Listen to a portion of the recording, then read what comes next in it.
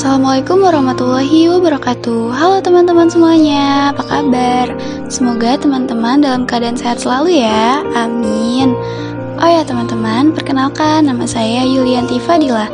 Saya adalah seorang mahasiswi aktif dari Universitas Pancasakti Bekasi.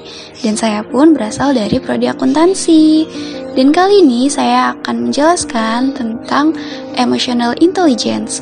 Untuk teman-teman yang baru tahu atau ingin tahu lebih dalam tentang emotional intelligence, bisa cek video ini sampai habis ya. Terima kasih. Pertama-tama, yuk kita cari tahu dulu apa sih emotional intelligence. Emotional intelligence adalah kemampuan seseorang dalam menggunakan dan memahami emosi, baik emosi orang lain maupun emosi diri sendiri, dengan tujuan meningkatkan kesehatan fisik dan mental.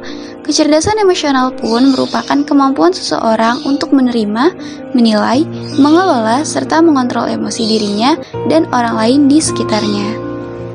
Adapun tujuan mempelajari emotional intelligence adalah kita bisa mengetahui apa yang paling dibutuhkan orang lain.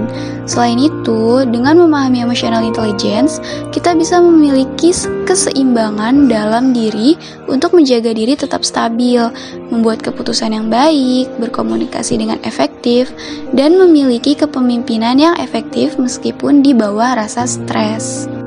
Adapun manfaat memiliki emotional intelligence yaitu memungkinkan kita untuk mengenali dan mengatasi situasi sulit sebelum keadaan menjadi lebih sulit. Dengan memiliki kecerdasan emosional, maka kita akan terhindar dari kerentanan terhadap penyakit seperti stres, kecemasan, dan depresi yang mempengaruhi kekebalan tubuh. Adapun prinsip-prinsip pengembangan emotional intelligence yaitu yang pertama, ranah intra-pribadi. Ranah ini terkait dengan apa yang biasanya disebut dengan inner self atau diri terdalam atau batin ya. Dunia intrapribadi menentukan seberapa mendalamnya perasaan kita, seberapa puas kita terhadap diri sendiri dan prestasi kita dalam hidup. Sukses dalam ranah ini mengandung arti bahwa kita bisa mengungkapkan perasaan kita, bisa hidup dan bekerja secara mandiri, tegar, dan memiliki rasa percaya diri dalam mengemukakan gagasan dan keyakinan kita. Yang kedua adalah ranah antar pribadi. Ranah ini berhubungan dengan apa yang dikenal sebagai keterampilan berinteraksi. Mereka yang berperan dengan baik dalam ranah ini biasanya bertanggung jawab dan dapat diandalkan. Mereka memahami, berinteraksi, dan bergaul dengan baik dengan orang lain dalam berbagai situasi. Mereka membangkitkan kepercayaan dan menjalankan perannya dengan baik sebagai bagian dari suatu kelompok. Yang ketiga adalah ranah penyesuaian diri. Ranah ini berkaitan dengan kemampuan kita untuk menilai dan menanggapi situasi yang sulit. Keberhasilan dalam ranah ini mengandung arti bahwa kita dapat memahami masalah dan merencanakan pemecahan yang ampuh, dapat menghadapi dan memecahkan masalah keluarga, serta dapat menghadapi konflik, baik di lingkungan masyarakat maupun di lingkungan kerja. Yang keempat adalah ranah pengendalian stres. Ranah ini berkaitan dengan kemampuan menanggung stres tanpa harus ambruk, hancur, kehilangan kendali, atau terpuruk. Keberhasilan dalam ranah ini berarti bahwa kita biasanya tetap tenang, jarang bersifat impulsif, dan mampu menghadapi tekanan. Di lingkungan kerja, kemampuan ini sangat vital nih teman-teman. Apalagi jika kita selalu menghadapi pekerjaan yang tenggatnya ketat dan harus jungkir balik memenuhi berbagai macam tuntutan yang menyita waktu.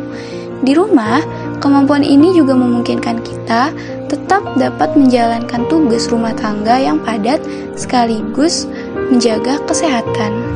Yang kelima atau yang terakhir adalah ranah suasana hati umum. Ranah ini berkaitan dengan pandangan kita tentang kehidupan, kemampuan kita bergembira sendirian dengan orang lain, serta keseluruhan rasa puas dan kecewa yang kita rasakan. Selanjutnya adalah hambatan dan tantangan dalam mengelola pengembangan emotional intelligence. Itu yang pertama, rasa malu. Yang kedua, tidak dapat menyatakan emosi. Yang ketiga, terlalu emosional. Yang keempat, sukar atau sulit berempati. Yang kelima adalah tidak ada motivasi dalam diri. Lalu berikutnya adalah contoh implementasi emotional intelligence. Mari kita bahas di slide selanjutnya. Contoh yang pertama ada dari lingkungan kelas. Di lingkungan kelas, guru dapat membantu siswa untuk mengenali emosi, baik itu senang, sedih, marah, cemas, hingga kecewa. Beri pemahaman juga bahwa emosi itu ada dan harus diakui. Ketika ada siswa yang menangis pun, baiknya jangan diabaikan, tapi bisa ditanyakan alasan mengapa ia menangis. Selanjutnya adalah dari lingkungan kampus. Di lingkungan kampus, kita bisa belajar membina hubungan dengan mahasiswa lain dan menjalin pertemanan sehingga dapat tercipta keterampilan bersosial yang tinggi dan memiliki pergaulan yang luas. Selanjutnya adalah dari lingkungan kerja. Di lingkungan kerja, kita dapat mengontrol sikap saat marah dan bersabar menghadapi sesuatu permasalahan hingga dapat menyampaikan pendapat dengan baik kepada sesama rekan kerja atau atasan dan tidak memaksakan kehendak agar pendapatnya diterima. Lalu, contoh yang terakhir adalah dari lingkungan masyarakat. Di lingkungan masyarakat, kita bisa bertanya kabar kepada tetangga karena hal ini akan menimbulkan rasa empati.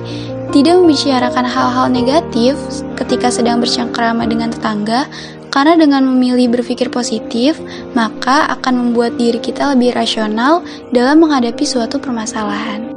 Selanjutnya adalah implementasi emotional intelligence dalam kehidupan era digital revolusi industri 4.0 dan society 5.0. Dalam revolusi industri 4.0 dan society 5.0, kita tetap memerlukan kecerdasan emosi, yaitu salah satunya adalah mampu mengelola emosi dengan baik. Dalam menghadapi era ini, kita akan dituntut untuk selalu profesional dalam segala hal aspek pekerjaan dan bersikap netral terhadap semua permasalahan yang muncul. Sehingga kecerdasan emosional sangat dibutuhkan agar kita dapat mengontrol emosi kita dan tidak mempengaruhi kinerja maupun jalinan hubungan kita dengan orang lain. Baik teman-teman, sekian pembahasan dari saya. Mohon maaf apabila ada kesalahan maupun kekurangan. Dan terima kasih sudah menonton video ini sampai habis. Wassalamualaikum warahmatullahi wabarakatuh.